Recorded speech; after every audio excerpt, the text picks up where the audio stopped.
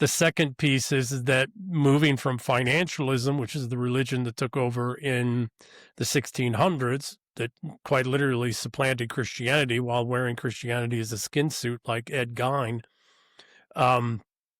Computationalism is now taking over for financialism, and the fundamental concept of computationalism is that wealth is created by converting electricity into heat through the form of computation, and the burning of that electricity and the creation of heat through complex binary processing creates wealth.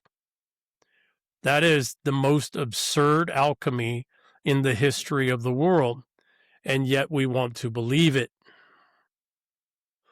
Wouldn't they say that it's about increasing productivity, would be the argument? No, they're actually straight up articulating that wealth is created through the conversion of electricity into computation. The argument, they're not even using the argument of productivity gains anymore, because we stopped having productivity gains probably 25 years ago. Everything now, 25, 26 years ago, that was what the .com was proving. All we've gotten now is dramatically increased computation to compute orders of magnitude higher complexity that the compute itself created. Kind of like CERN. At least that's what it looks like to me. It's just generating vast amounts of data that no one can read.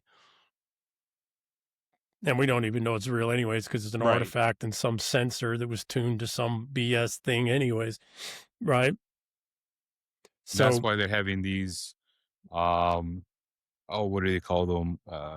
Where they have a lot of storage of information. Data centers. Data centers all over the That was my first company, by the way. That was the first company I got funded in 2000, was to build data centers. And that's what I did in fintech before that at NextCard, was help build out their data centers.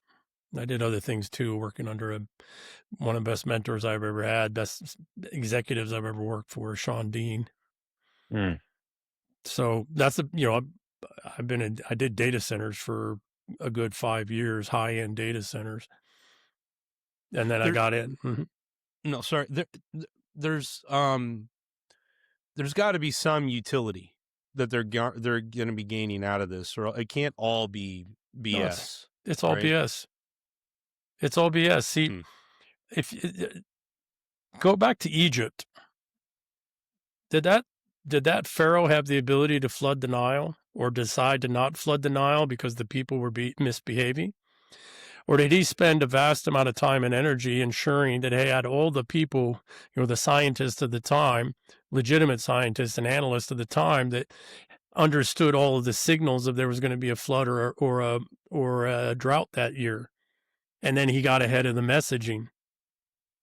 That's the way it's always been. If you've got a $10 trillion a year, I'm just using that number. Let's say you got a $100 trillion a year made up economy.